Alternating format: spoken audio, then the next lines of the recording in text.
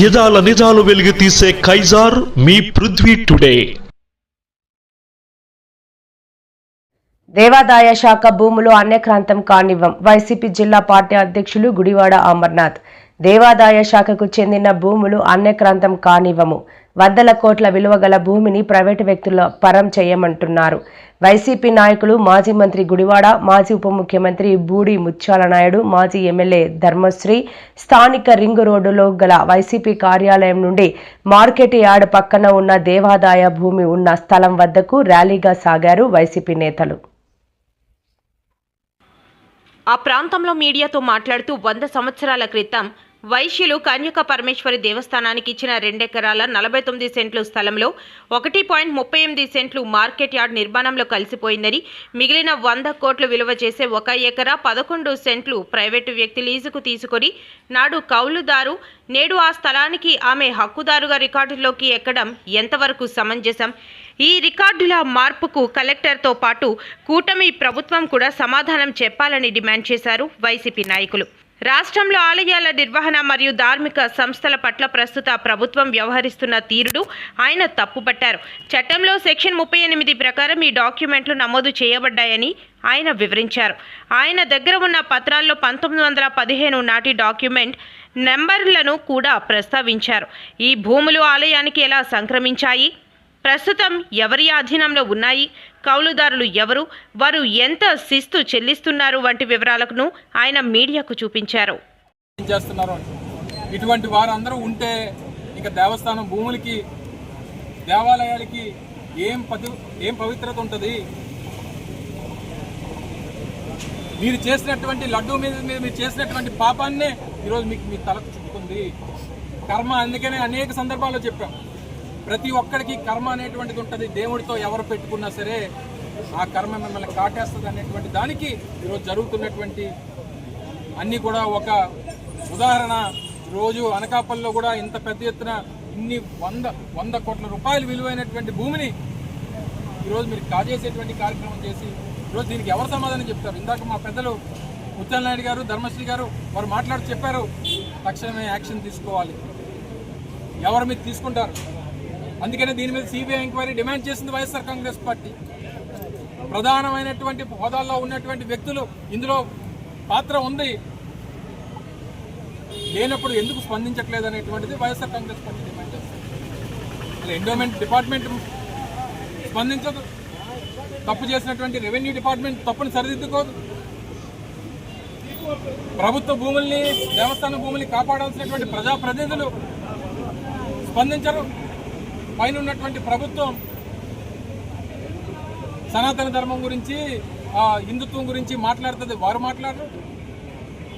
ఇదంతా కలిసి ఒక పెద్ద దొంగల ముఠ. రాష్ట్రంలో ఉన్నటువంటి ముఖ్యమంత్రి దగ్గర నుంచి కింద స్థాయి అధికారుల వరకు ఒక పెద్ద దొంగల ముఠ లాగా తయారై ఈరోజు ప్రభుత్వ భూముల్ని, దేవస్థానం భూముల్ని, ప్రజల భూముల్ని కైంకర్యం చేస్తున్నటువంటి పరిస్థితుల్లో వైఎస్ఆర్ కాంగ్రెస్ పార్టీ చూస్తూ కూరుకోదు. రేపు రానటువంటి కాలంలో దీని మీద కూడా ఒక కార్యాచరణ రూపొందిస్తాం. పైన ఉన్నటువంటి ఉన్నత అధికారులు కూడా దీని మీద రిప్రజెంట్ చేస్తాం. స్పందించకపోతే అవసరమైతే న్యాయస్థానానికి వెళ్ళైనా సరే దీని మీద పోరాటం చేసేటువంటి బాధ్యత వైఎస్ఆర్ కాంగ్రెస్ పార్టీ తీసుకుంటుంది. నిర్ణయం మా సోదరులు భరత్ గారు కూడా ఈ విషయాలన్నీ కూడా చాలా క్లియర్గా మీతో అందరితో మాట్లాడారు. స్థానికంగా వారు ఉండి ఇక్కడ ఉన్నటువంటి మా పార్టీ ఇన్ఛార్జ్గా ఇక్కడ ఉన్నటువంటి ఇష్యూస్ అన్నింటి మీద కూడా వారు కూడా ఇప్పటికప్పుడు ఫైట్ చేస్తూ ఉన్నారు. తప్పకుండా వారందరం కలిసి రేపు రానటువంటి కాలంలో జిల్లా నాయకత్వం అంతా కలిసి, ఇక్కడ ఒక దగ్గర కాదు ఎక్కడ జరిగినా సరే జిల్లా నాయకత్వం అంతా కలిసి ఈ ప్రాంతంలో భూముల్ని కాపాడాల్సినటువంటి బాధ్యత ప్రతిపక్షంగా వైఎస్ఆర్ కాంగ్రెస్ పార్టీ మీద, జగన్మోహన్ రెడ్డి గారి నాయకత్వంలో ఇవన్నీ చేస్తూనే ఉంటాం అనేటువంటి విషయాన్ని మరొకసారి ఈ సందర్భంగా తెలియజేస్తూ ఆర్డీఓ గారు ఇచ్చినటువంటి కాపీని కూడా మీ అందరికీ సర్క్యులేట్ చేస్తాం. దయచేసి దాని మీద ప్రభుత్వ అధికారుల్ని, ప్రజాప్రతినిధుల్ని వారి స్పందన కూడా దయచేసి తీసుకోమని చెప్పి మీ ద్వారా కోరుతా ఉన్నాం. Thank you. స్థాపించినంత వరకు విశాఖపట్నం లేదా అప్పుడు ఉమ్మడి జిల్లా, అప్పుడు విజయనగరం అనుకుంటా, ఏదైతే ఈ 1915 నుంచి 1971, 72 వరకు జిల్లా పరిషత్ ఆధీనంలో ఈ భూమి ఉండేది. ఎప్పుడైతే ధర్మాదాయ శాఖ, దేవాదాయ ధర్మాదాయ శాఖ స్థాపించిన తర్వాత 1972 నుంచి గడిచినటువంటి 50 సంవత్సరాలుగా ఇది దేవాదాయ ధర్మాదాయ శాఖ ఆధీనంలో ఉంటూ వారికి శిస్తు కడుతూ వారి అండర్లో ఉండేటువంటి టోటల్ రిజిస్టర్, ఎండోమెంట్ సంబంధించినటువంటి రిజిస్టర్. సో 27వ తారీఖు నుంచి దీని మీద పత్రికా సోదరులు కానీ లేదా మీడియా మిత్రులు కానీ పెద్ద ఎత్తున దీని మీద వాస్తవాలన్నీ వెలుగులో తీసుకొస్తూ చెప్తా ఉన్నారు. ఆ రోజు మేము మాట్లాడిన తర్వాత అదే రోజు సాయంత్రం అనకాపల్లి జిల్లా రెవెన్యూ ఆఫీసర్స్ అసోసియేషను అనకాపల్లిలో ఒక పత్రికా సమావేశం పెట్టారు. బహుశా మీరు అందరూ కూడా వెళ్ళుంటారు. అందులో చాలా క్లియర్గా ఆ పత్రికా సమావేశంలో రెవెన్యూ అధికారులే వచ్చి ఇది ఎండోమెంట్ ల్యాండ్, ఇది 22A మాత్రమే రెవెన్యూ అధికారుల ఆధీనంలో ఉంటుంది, ఎండోమెంట్ ల్యాండ్స్ అన్నీ కూడా 22Cలో ఉంటాయి, ఈ ఎకరా 11 సెంట్లు ఎండోమెంట్ ల్యాండ్ అని చెప్పి వారే చెప్పిన తర్వాత మరి ఆర్డీఓ గారు ఆర్డర్లకు ఇచ్చారండి జరాయితీ అని చెప్పి. మొన్న కూడా ఈ ఆర్డర్ చూపించలే. ఈరోజు మీ ద్వారా ప్రజలకు రిలీజ్ చేస్తూ ఉన్నాం. గడిచినటువంటి సంవత్సరం సెప్టెంబర్లో జిల్లా కలెక్టర్ గారు వారు తెలివిగా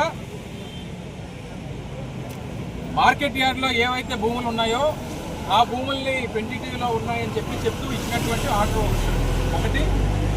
దానికి సబ్సిక్వెంట్గా మొన్న పండగ వెళ్ళిన తర్వాత జనవరి 20వ తారీఖున Shaik Ayesha garu, revenue division officer Anakapalli Shaik Ayesha garu ఇచ్చినటువంటి ఈ కాపీ ఇది మీతో ఈరోజు ఈ 100 సంవత్సరాల క్రితమే కన్యకా పరమేశ్వర సత్రం కింద భూముల్ని ఇవ్వడం జరిగింది.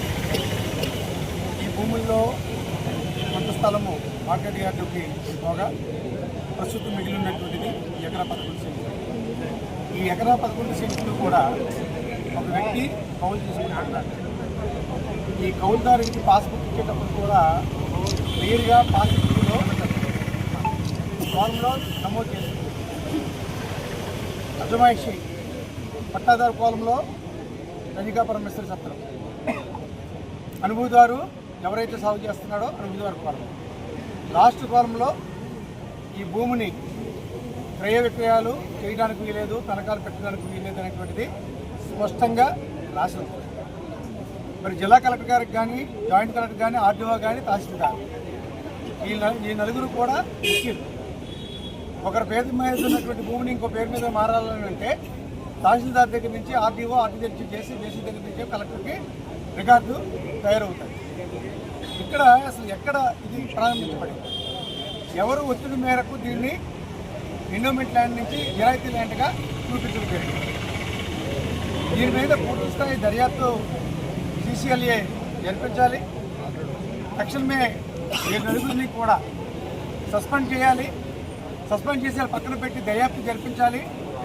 ఏ అధికారి నుంచి అయితే ఇది సిఫార్సు జరిగిందో అధికారి మీద, మరి దీన్ని సహకరించేటువంటి వారి మీద, దీని వెనకాల ఉన్నటువంటి రాజకీయ వ్యక్తుల మీద, అందరి మీద కూడా చట్టరీత్యా చర్యలు తీసుకోవాలని చెప్పి ఈ ఎకరా 111 సెంట్లు కూడా భూమి సుమారుగా 100 కోట్ల పైచీలకు విలువైనటువంటి భూమి.